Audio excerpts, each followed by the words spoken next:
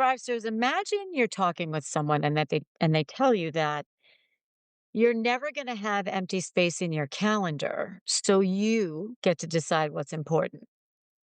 Then they tell you that the recipe for self-care, ready, is to do less more often.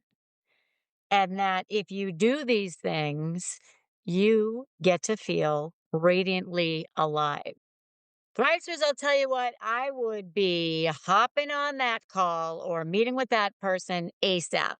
And that's what we have today. I'm so excited. I wanted to have Mara Glatzel, who is our guest. I wanted to have her on the podcast for years. I don't know if she even knows that. I've wanted to have her on for years. I'm so excited she's here. Mara is a coach. She's an author. She's a podcast host. Her book, Needy, teaches women mostly, but anyone, how to advocate for their needs and claim their sovereignty. But more importantly, how to figure out what those needs are that you have. She's amazing. This was a great conversation. It is full of nuggets. You're going to love it. I'm just going to get right to it. So here we go. Let's do it. Welcome to the Thrive Hive podcast, the place where success meets reinvention and nothing, I mean nothing, is off limits. I'm your host, Nancy Medoff, speaker, coach, best-selling author, and former corporate VP who knows firsthand what it means to leave a wildly successful career behind, to build a dream business and life, then blow it all up again when it's simply no longer enough. Here, we don't wait for permission to feel free. We talk about reinvention, aligned ambition, managing our energy, boundaries, and the power of surrounding yourself with the right women. This is not a networking group. It's not a therapy session. This is a space for elevated, honest conversations about business, life, and what it really means to thrive. So if you're ready to stop carrying it alone, ready to connect with women who get you, and ready to design what's next with clarity and confidence, come on in. This is your space. This is your time. Welcome to the Hive. Thrivesters, I am so extraordinarily excited to welcome Mara Glatzel, and I'm going to just wait for her to introduce herself, but I am so excited that we have this expert slash advocate slash baddie on the podcast to talk about how we can thrive. So Mara, welcome, first of all. Thank you. I'm so excited to be here. Tell the Thrivesters a little bit about who you are and what you do. Sure. I'm Mara Glatzel. I am a coach and a writer and a mother of daughters. And that feels very salient when we're talking about thriving because so much of my work is about being a role model for the children that are in my home. And I work primarily with women in helping them figure out what they need and how to ask for it. And in particular, figure out how to ask themselves for what they need. Because so often we hyper focus on these conversations about asking other people. We want things from other people. And what are those things? And I really believe that so much of this work is an inside job. First, it has to do with reclaiming your self partnership and really rebuilding a foundation of who I am, what I want, what I need to thrive, right? To feel good, to be radiantly alive. So if you're watching this on YouTube, I am writing furiously, radiantly alive. Okay, a couple things. So Thrivesters, you now know why I really am excited to have Mara on the podcast. Oftentimes I will say the person, like for boundaries or expectations, the person with the most unrealistic expectations is you, on you. And I love who I am, what I want, what I need to feel radiantly alive and figuring out what we need and how to ask ourselves. So before we get into that, why I was thinking about this morning, why do you think for women in particular, the default, and I don't care who you are, I don't care if you're a power executive, I don't care if you're by the way you said mother of daughters, it sounded kind of like mother of dragons. Like, did you mean to say it like that? And Okay. they are. They Yeah, truly are. I love it. I love it. It's just really interesting me. We've both been doing this work a long time. So why do you think that for women, and I know we're raised this way, but even me, who my life's work is helping women advocate for themselves, I will almost always put everything else before my own needs to the tune of even like 15 minutes of stretching in the morning. I'll do that after I clean the house. I'll do that after I meal prep. I'll do that after like Why do you think that we are last when it comes to our priorities? I think you spoke to the socialization piece, and I think we are all pretty hip to the fact that we are socialized and applauded and validated for putting other people first when you are raised as a girl in this society. However, beyond that, something that's really compelling for me personally is getting underneath the ego attachment to being the person who does all of the things. Because for me, there was like the socialization piece, absolutely. But beyond that, it was like, I am an oldest daughter. I am really good in an emergency. I get like a lot from the experience of being the one who does all the things and has it all together. And yeah, you can count on me. I'll be there. No problem. Like I've got it. And so beyond the socialization, I had to come face to face with the fact that it lives inside of me Mhm. that what I like about myself is being the person who does all the things. And surely I like those things. It's like these 2 things come part and parcel. It's like I like those things because that's what I get a lot of positive feedback for. That's what I'm known for to a certain extent. But I think that that's the piece that's really tricky is that we get like a lot of ego bang for our buck when we clean the house versus when we stretch because we think like I did the thing. Like, look at this house. It's so clean. Like, I did that. Right. And it is so uncomfortable to instead be like, yeah, I went to Zumba this morning. I didn't even take my kids to summer rec. I let my partner do it. And then I went to the farmer's market and then I just like got some peaches and then I came home. It just doesn't have the same oomph to it. And so it's tricky. And I think the other piece is that because we don't have role models for it, because we don't have lived experiences that really bolster how good it can be to thrive, it feels like seems like a lot of effort. How much better would my life really be? Is it really worth it? Because there's this little mountain of discomfort that we're going to have to get over to get to the other side in the lovely land where we're luxuriating and thriving and enjoying our lives. And if we don't know what that feels like in our bodies, then all we see is the mountain. And the mountain looks really big.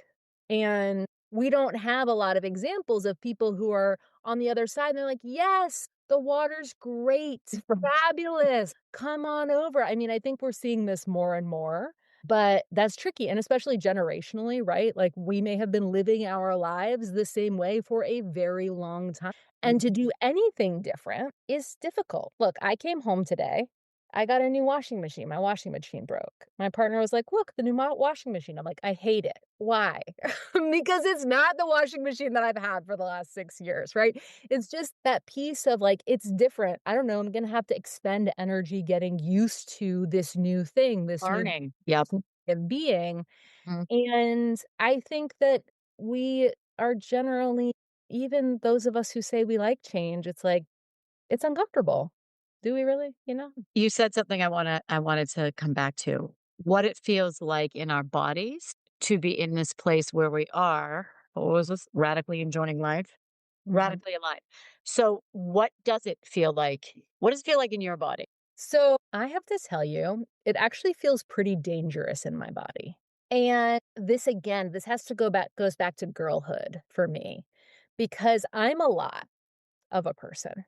Like I talk a lot. I'm really like my factory setting is very sort of like ambitious, voracious. I want to be having like this kind of relationship with the world. Like I just am that type. And when I was a kid, like 5th, 6th, 7th, 8th grade, it was made very clear to me that that was unwelcome and unappreciated. And so, certainly there were neurodivergent things that were happening for me that we did not have language for at that time.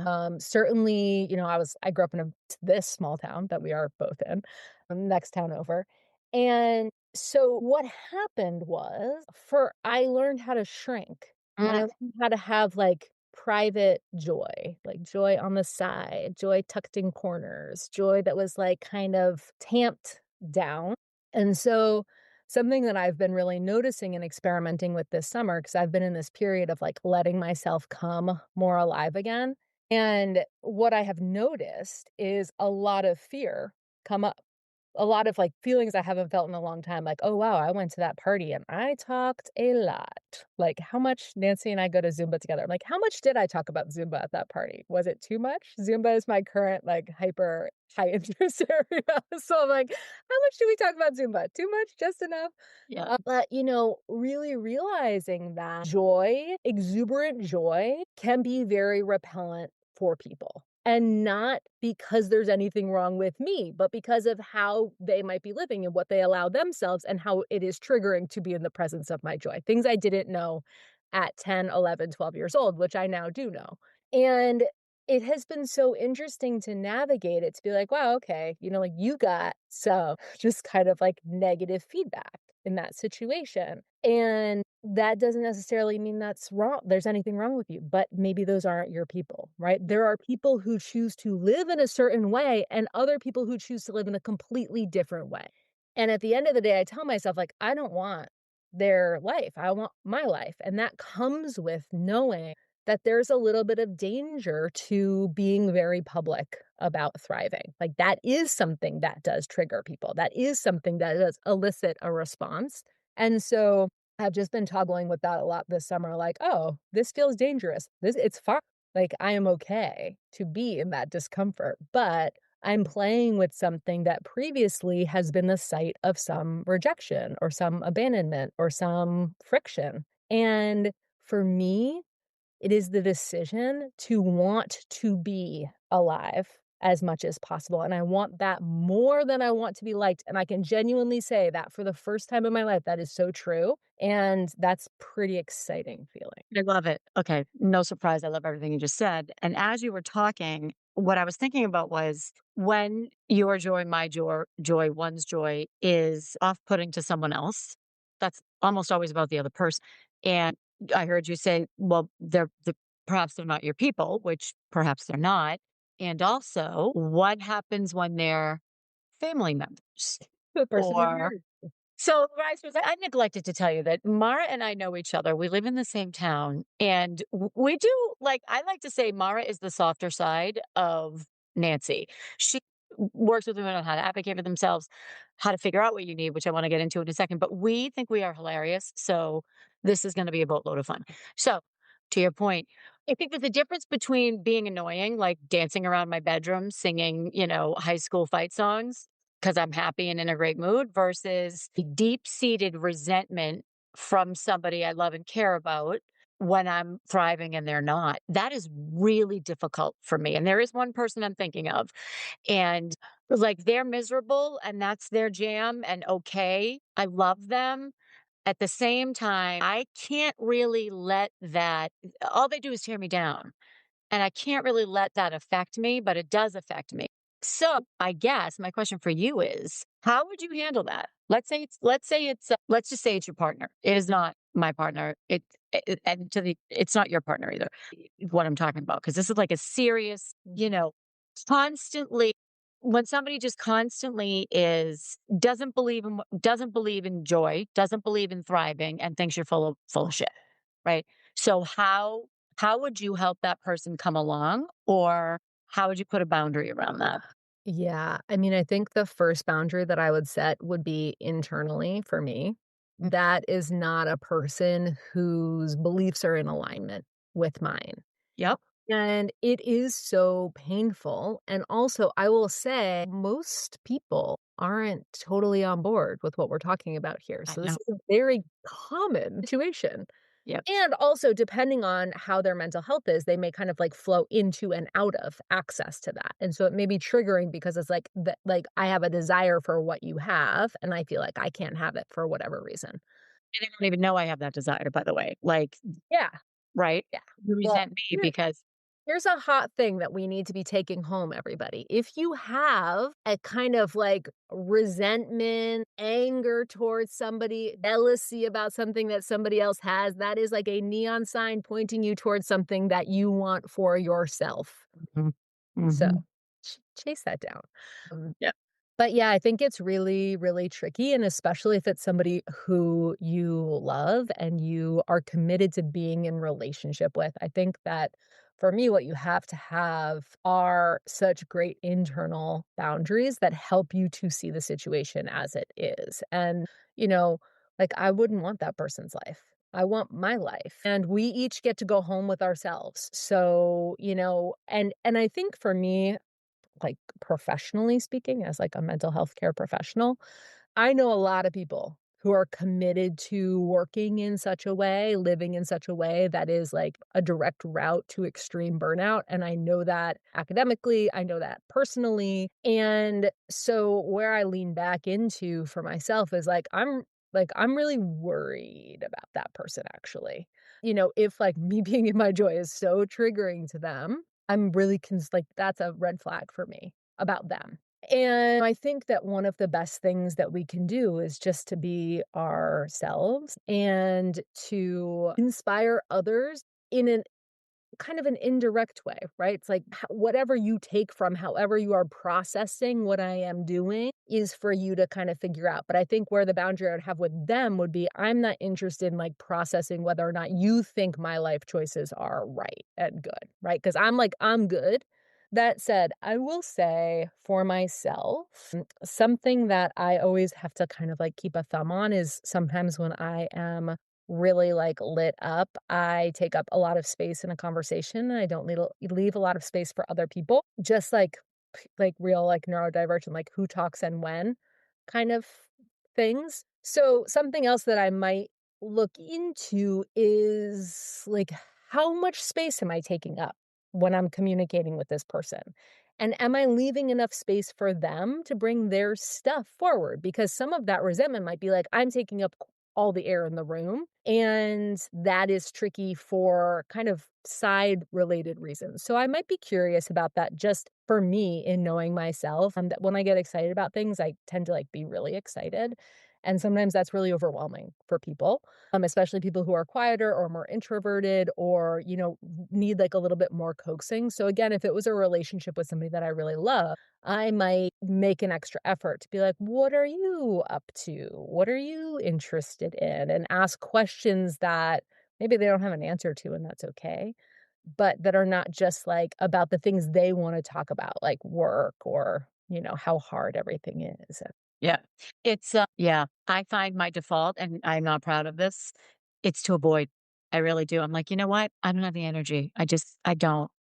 Or I'm choosing not to direct my energy, and it's too bad, but it's too bad, but sometimes you have to advocate for your own needs first, which brings me back to I loved what you said earlier, that you help women figure out what it is that they need. So, how do you do that? How does one figure out what they need?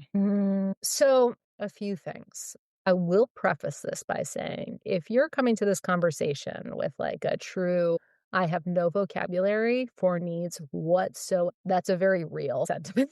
That's like a lot of us begin there, and that's great to just be there. I wrote a book called Needy: How to Advocate for Your Needs and Reclaim Your Sovereignty.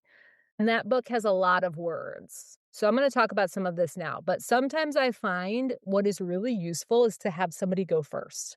Because we might be thinking like, I mean, I remember for myself for so long, it's like people would say, "What do you need?" I'm like, "I don't even know what's on the table. Like, what am I even allowed to ask for? What does that even mean?" Because I was never taught to consider myself. And I was never taught, didn't have any role models for people who had the vocabulary to articulate what they were needing. And sometimes it's easier for us to think about needs in terms of like physical needs. We're all relatively familiar with physical needs. We all need sleep. We all need food. We all need hydration. We all need movement, right? So sometimes it's easier to begin with what is known. It's like anybody with a Self magazine has heard a few things. And that's still around. I don't know. I used to read that magazine a long I time ago. loved that magazine. Uh, Okay. So those are the things. It's like you need to be drinking more water, probably. You need to be getting more sleep, probably. You need to move your body more, probably, right? Like these are the things that we know. But what is trickier, I think, is the emotional and the relational needs that we have.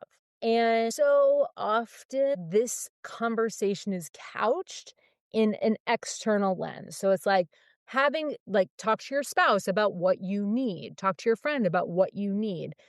And I find that's really putting the cart before the horse. So where my work is hyper focused is in your relationship with yourself. Like, how are you building out that vocabulary? How are you building out that understanding? And that comes with being really aligned with yourself instead of what was familiar for me was kind of going back to like that, oh, that sounds hard.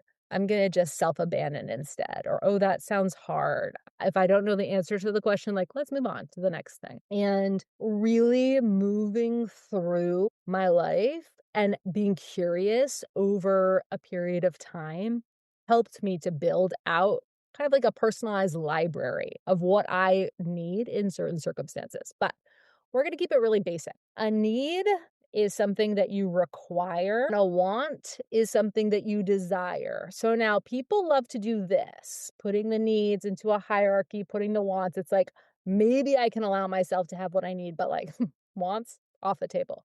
But if we're interested in thriving, wants are really, really, really important. I want to give you a different way to think about this. So the need is what you require. That's kind of like the bucket.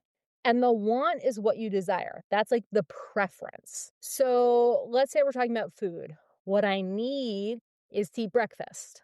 What I want is whole grain waffles with mulberry jam and Greek yogurt, right? Yep. It's Yep. just a simple breakfast. Right. But, so the need, it's like what I need is a feeling of emotional connection with my partner. What I want, how I want to receive that emotional connection is verbally, physically, right? There's all of these different strategies for meeting the need that are on the table. And this is where I think the thriving really comes into play. Because the better equipped that we are to know our own preferences as it relates, to know the strategies that we prefer as it relates to the need itself, the more joy, the more comfort, the more alignment that we are going to experience. So if I think about myself, I am, and I think knowing yourself is a huge part of this, right? So, Huge. like, for a big part of how I understand myself has to do with my attachment style. I'm a pretty solidly anxiously attached person. So my needs for my relationships or Mhm. my emotional needs have to do with like, cool, I can be cool if you go away, but if you tell me when you're coming back. I can be cool to give you space if I know how long that space is going to last, right? Like I like I the can be if. I can be cool to have that conflict if, like, at the end, we can do a quick, like, handhold, we're still on the same team, even though I'm super pissed right now at you, but I still love you, right? So, the more that we can understand ourselves and again, like, Mm. build out that library, and it's like, this is small things, like, what are my favorite colors? What kinda coffee do I like? If you think about I don't know if any of you are Runaway Bride fans, The but there's movie? this scene yeah, the movie. There's Great. this scene in Runaway Bride because the whole premise is that Julia Roberts is like this serial monogamist who changes everything about herself to be with the man she's with. And so there's this scene where she's, like, kind of getting emotionally sober from this pattern, and she is at a table with all of these different kinds of eggs because the whole, like, gimmick in the movie is like, "I'll take my eggs how he's having them." So she's having this moment where she's trying all these different kinds of egg preparations and deciding for herself what kind of eggs she likes. And I think that is, like, in a nutshell, what my work is. That's great. It's like I love it. every situation, like, what kind of car do I like to drive? What kind of jeans do I like to wear? Mhm. How do I like somebody to compliment me?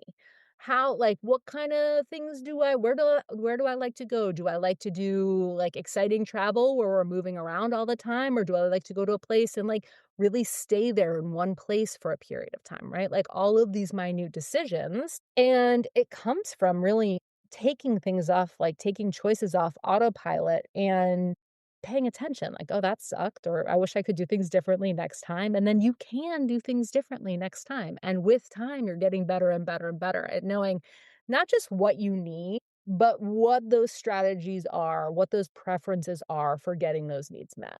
'Cause as you were just talking, I was like, half the battle is just being mindful of it, and you said awareness, like, that's it, is being open or listening for or understanding, like, oh, okay. I just totally put myself on the back burner. And what I would have wanted was this. Why didn't I ask for it? Or how could I have asked for it? Or how could I have advocated for it? And I would say, for me personally, that was a multi-year progression, multiple years, to the Yeah. point where I still slip back every now and then, but it was really interesting. I'm like, "Why am I" the awareness was I'm doing it. I just went that direction when I wanted to go that direction because this person wanted to go that direction, and why did I let that happen? Which is half the battle, just being aware of it, right? Well, yeah, and I think half the battle genuinely is really just getting hip to the fact that, like, you have needs. We all do, right? Because there is this idea of like, "Oh, no, that Again. those Yep. people have, not Mhm. me. Like, I'm good. No problem. I'm I don't fine." need anything. Yep, yep, And so I spend so much of my time being like, "You have needs." And like, it's indisputable. If you yep, are a human, you have needs, and I think we resist it because we have this idea in our head of, like, what a needy woman looks like, and it's not pretty, and I would say that that picture, it's like, that is the picture of somebody whose needs are not getting met, right, who right, has become so desperate because for so long, their needs have not been met. And what I think is really important to acknowledge and to say is that your needs are your responsibility. So that means getting your needs met is also your responsibility. It does not mean that you do it all by yourself. Certainly, we have relational needs, but when we hyper focus and we think like that person, I need something and that person won't give it to me, so I can't have it, that's when we really get into trouble, right? And so my question is always like, there are unending strategies for getting your needs met. And maybe your preferred strategy is not available to you, but what else do you have? Right? Like I want connection from that person. Well, there's so many other people who are available and desiring to connect with me, but I'm just like really looking for it from that one specific place and telling myself that it doesn't exist. And so really understanding that getting my needs met is my responsibility. And if the place that I'm looking for getting those needs met is not available to me at this time or at all, then where else am I going to go? Or am I going to just resign myself to being bitter and frustrated that my needs aren't getting met until the end of time, which is like very much an option on the table that many people choose. But let that not be us. 100%, totally.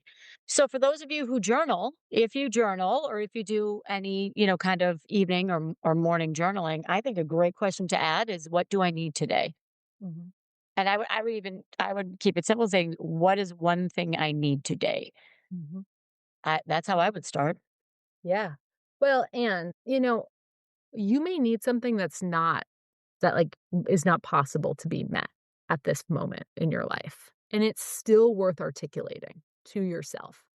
Right? Sometimes we'll censor ourselves because it's like, I need rest. And I'm in a phase where it's like I'm caregiving or I'm doing, rest is the rest that I need, like the big rest that I need is not available to me. Being honest with yourself about what you need, even if you can't have it right now, is really useful. When my book came out, people would ask me all the time, like, your needs must be met all the time. And I'm like, it's like a pandemic. And I have at the time like a 2-year-old child. I'm like, most of my needs are not getting met, period. But Yep. having a relationship with my needs is still essential because circumstances change. And then you can start to, it's like, oh, okay, now my kids are older. Now I get more rest. Now my kids are older. They can carry their own stuff. We can do bigger adventures, right? My life circumstances allow for some or different needs to be met. Sometimes we have needs that are in conflict with one another and we get to choose. Like this friend example where this person is really harshing your vibe. It's like my need for connection with this person who's really important to me, and also my need for not having somebody knock me down a peg when I'm feeling really good about myself might be directly in conflict with one another. And you get to choose, right? Right. But having the language, having the awareness of what you need is what helps you make that choice. Sisters, can you see why I'm so excited to have Mara on the podcast? I want to talk about one more need before we get into the topic that I wanted to talk to you about that we haven't even gotten to yet. So, okay, I had an experience where was working with a friend of mine, and she helped me uncover basic need that I had no idea I had, and it was the need to feel safe. Mm. So if you had told me, "Oh, that's what's driving your behavior, Nancy. It's your need to feel safe." In a million years, I would have said, "Absolutely not. I feel safe all the time. I blah blah blah." Blah." I mean, it was deep in there, and when we figured it out, and she's been on the podcast a couple times. She's amazing. It made so much sense based on my own personal history. So, how would you recommend someone listening really gets down to a core need that may be driving their behavior or their feelings or something that they wanna change? Like, is Mhm. there like a magic magic magic phrase they can use or a potion or moisturizer or something? Like, how would they start trying to figure that out? Yeah, so I love this because safety is our most primal and primary need. There's a Chapter 2. whole chapter about safety. Chapter 2. Yep. And safety, it's like physical safety and emotional safety are two very different things. And one of those things lives in the nervous system. And so when we start to I was thinking about this. Like when we start to exhibit some truly unhinged behavior, usually it's because there's like a safety need and then a belonging need, which is tied to safety, right? Because if you think about like we're these little babies and we have to be pleasing to our people so that we don't get just like left out in the Survive, woods, right? Yep. our need for safety and our need for belonging are like right on top of each other. It's always good to go back to and think about those things, which is why I mentioned the attachment styles before. Because I think really knowing, like, wow, okay, when I want to belong, like these are the things that start showing up. I think that something you can do when you start working with your most deeply held needs, especially our need for safety, really acknowledging the difference between, like, am I safe in this present moment? Oh, okay, I'm thinking about things that feel unsafe in the past or in the future or in the possibility realm, but like I'm here right now. I can hear some animal sounds outside my window. I can see green, and there's these things, right? Getting in touch with our senses, things that help us come back into our body. Because when we are in that anxious state, what's happening is we're like sending all these tendrils out. We're like running all over town. We're very anxious, and our body quite literally is anxious for the reunification of our mind and our bodies. Bringing ourselves back into the present moment by identifying things that we can see and smell and hear and taste, like in our direct environment, helps us to acknowledge that even though there may be something that is unsafe out there, in this moment right here, I am safe. But I also think having a practice of being in relationship with yourself helps to build that safety. Because for me, part of what was happening is that I was the unsafe thing in my life. Like I was the thing that was abandoning me ever. There was somebody to please. There was something I didn't want to face, right? I was quite literally like jumping ship, ship being my body, because what was happening in my body was either too much or too scary for me. And so the more that we can build that relationship with ourselves, journaling's great. It's like even just once a day, being like, how am I really? I love that. I What do love I that. and I think the other thing that's important to remember is that this rupture didn't happen overnight, and the repair is also not going to happen overnight. So you really need to be devoted. I always think about like when you have a friend who only calls you whenever they need like a couch moved or to like complain about something. It's like it's not a relationship. They just call you when they need you for something. Yeah, yeah. That's how our relationship with ourselves is for many of us, right? It's like, I only turn to you to tell you when you did something wrong, or tell Mhm, you that we need to like overhaul our diet, exercise, yada, yada, yada, because mhm. something's displeasing. And so when you start calling yourself up, i.e., doing your journaling sessions, the first couple times yourself might not be trying to pick up that phone. So maybe like, okay, like, what does she need today? What's she gonna Yep. be up to today? And so this rebuilds with time. It rebuilds with curiosity, just like we would repair a relationship with somebody else. We might have to prove ourselves like, yeah, you're right.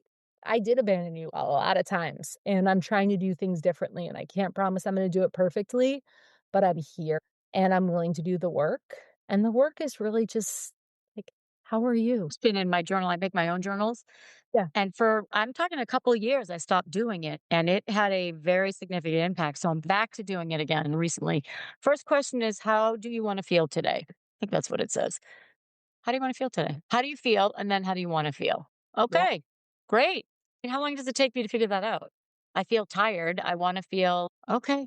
Well, I think that we have this like false belief that because we are inside of our bodies all of the time, that we are connected to ourselves all of the time. Mm. And I think we all know that you can go for days, weeks, months, even years without connecting with yourself. And that just being kind of along for the ride isn't the same thing as being an intentional and active participant in your own life. And so, if the journaling is your thing, I think it's a great vehicle because it allows you to write things down that you maybe didn't even know that you thought or felt. Yes, and for me, it helps me like, I don't love the term unpack, but it helps me unpack everything that's in my head. It's in paper, I can move on. I also find it helpful, every now and then I'll go back to one, Mhm. and I'll be like, "Whoa," like, "Well, that explains a lot." And when you're in it. You don't necessarily always have the perspective. I'm just really glad I went back to it. Before we run out of time, I did wanna talk to you about the subject that I wanted to talk to you about. So, Mara is on Instagram, her handle's gonna be in the show notes. By the way, she's on Instagram until she goes inward in the winter and says, "Peace out, everybody," and goes away for, like, 2 months, and doesn't lose any followers. I'm like, "Oh my god, would I love to do that. Just peace out. It's winter. I'm hibernating. Gonna be over here sipping my tea and in front of the fire and peace out, people." I love that. I love that. But I digress. You came on and you were talking about toxic productivity. And I love this. And this ties back to what we were talking about in the beginning, which is this ego associated with I do all the things. I'm the one that does all the things. I have to do all the things. No one else can do them, maybe. Or no one else is going to do them as good as I can do them. Or no one else is going to do them in a way that I'm okay with. That's a whole other thing. Brutal. And this go, go, go, go, go. And this timing is perfect because last week it was my birthday and I took a week off and I forgot I took a week off. And because I forgot I took a week off, my calendar was wide open, wide open. And it was believable. I mean, I had nothing on my schedule. And the joy of the absence of pressure to do anything, the ability to do whatever I want or do nothing, it was fantastic. I've been writing about it, and I think I talked about it last week on the podcast. Anyway, this idea that the more productive I am, the better person I am, or the more productive I am, the better everything's gonna be. Like we have to just stop. It's really sabotaging our own happiness. Mhm, mhm, mhm. So, thoughts on that? Yeah. Yeah, so, toxic productivity culture is really pervasive and really seductive and has a lot more to do with other damaging systems of oppression than it does with like cute planners or anything else. And so I really like to think about it in that context because it helps me to understand like this is like a nicely packaged thing that is actually very harmful for me, Mhm.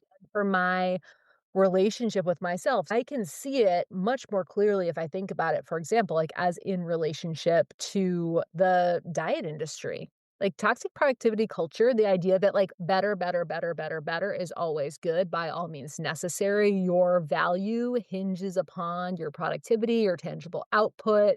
Everything about you that is right and good has to do with like how are you are able to show your work to somebody else and be validated for it. And again, what's tricky is that it feels good. So if you are a person who is very ambitious, if you are a person who gets a lot of positive feedback for the things that you do and create, again, there becomes this kind of like ego attachment, which is like, oh, yeah, sure, for other people, certainly they should get their needs met. For other people, certainly they should go on vacation, but like, right? I'm the linchpin in this organization. I'm the thing, like, me, me, me, me, me, right? It has to do with that understanding of what makes me right and good. So, in order to start really shifting this, we have to have an understanding of ourselves that is independent of what we create and make. And I say this too, I see this in parenting all the time. where mothers will like their goodness is dependent upon like their products, how well their products are performing, right? Like how well my children are doing. And I said at the very beginning, my children are dragons. So like I learned very quickly that I can be a great mother and also my kids because I raised them like this are going to be doing their own thing. And so, you know, when we talk about what we want and we need and all of the preferences and all of those things, it's really like getting to know ourselves. And I think it is so vitally important that we know ourselves independent of our work.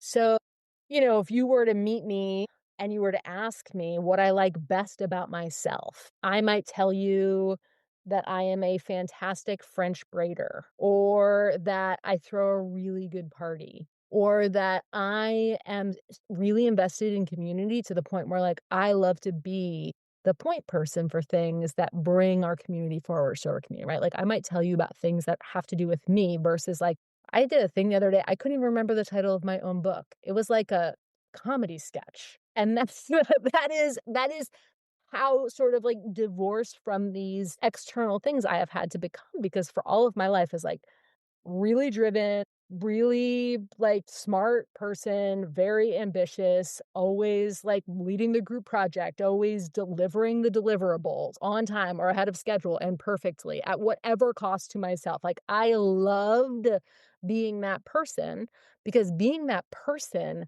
made other people love me. But this question is really, what do I love about myself? Do I love that I'm, like, meeting deadlines? Do I love that I have a problem where I can't make something like a PDF unless it's absolutely perfect because I'm super neurotic about that? It's like, is that really about me? And so when it comes to toxic productivity culture, the idea is always like that the end thing is the most important part. And if we're thinking about thriving, if we're thinking about breaking out of this pattern where my needs sit on the other side of this end thing and always another end thing, right? We have to consider the journey and not just the destination because we live like 99.9% of our lives in the journey. Right. So when I'm teaching about sustainable productivity, I'm always thinking about how can I approach my work in such a way that it is as enjoyable for me as possible, in a way that it is as livable for me as possible. So that even if, you know, I don't know, it takes like a little bit longer to deliver the thing, the experience of making and creating the thing has not contributed severely to my burnout at like worst, but maybe even positively contributed to my life at best. So if we're thinking about thriving, like we really have to consider that journey, which is how we are approaching things. And making shifts here might be committing to less things. And that it hurts me to say that as much as it hurts you to hear it. I love it. I do. Committing to less things, but most importantly, making tandem commitments to ourselves. So, what I think about is with everything I commit to, I'm also making a commitment to myself for what I need in order to be well while I'm doing it. So, I'll give you an example, which is I'm like revamping my business.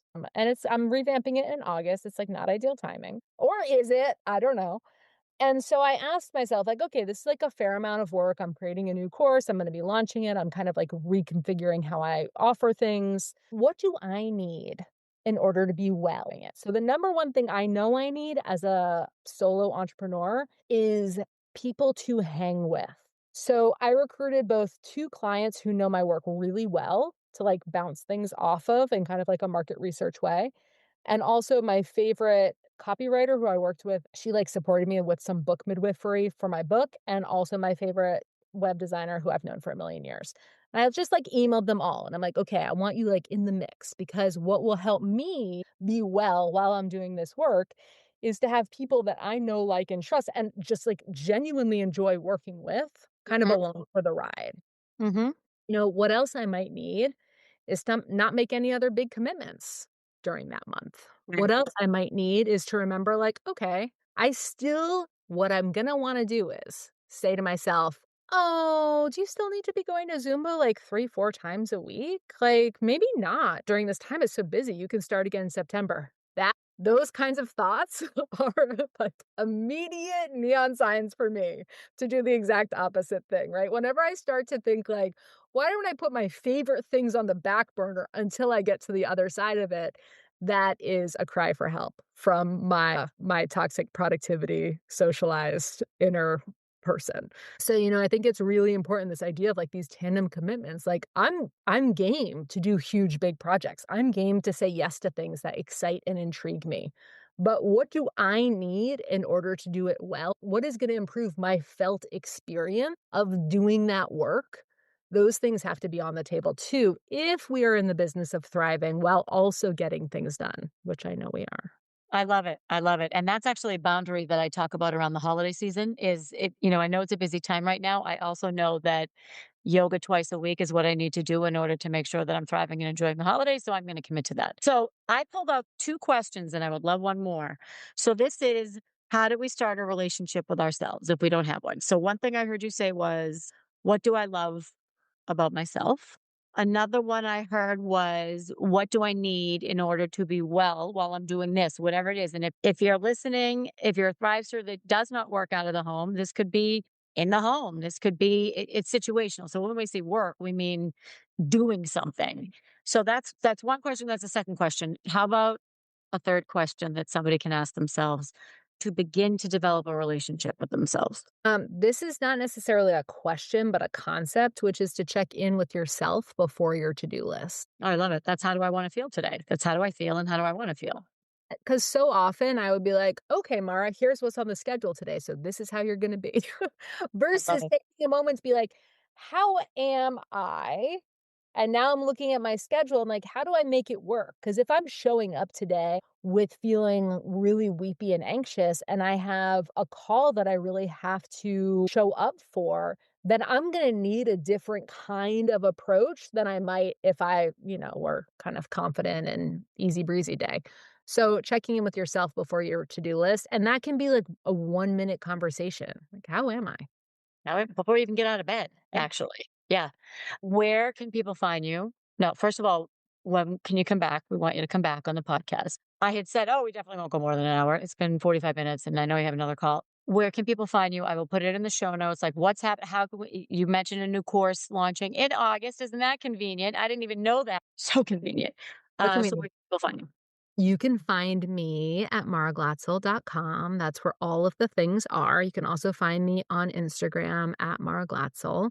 I have a podcast called Even Here, Even Now. You can check that out. And I do have a 3-month coaching extravaganza kicking off. Doors open in August and the program starts in September, which is really going to be about a lot of what we talked about today, how to figure out what you need and how to ask for it, how to ask yourself, how to ask others, and how to reorganize your life in such a way that you matter and your needs matter.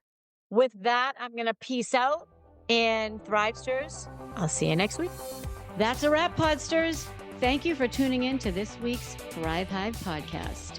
Hopefully, after listening today, you're feeling a little more fired up, a little inspired, or maybe a little more like yourself and like the person that you know you're meant to be. And if you loved today's episode, take a screenshot, share it on Instagram, tag me. I love to see where and when our Thrive Hive is growing. And if you're thinking about someone who you think should really listen to this episode, send it her way because we all deserve to go out and live that life we work so hard to build. Now, go thrive like you mean it.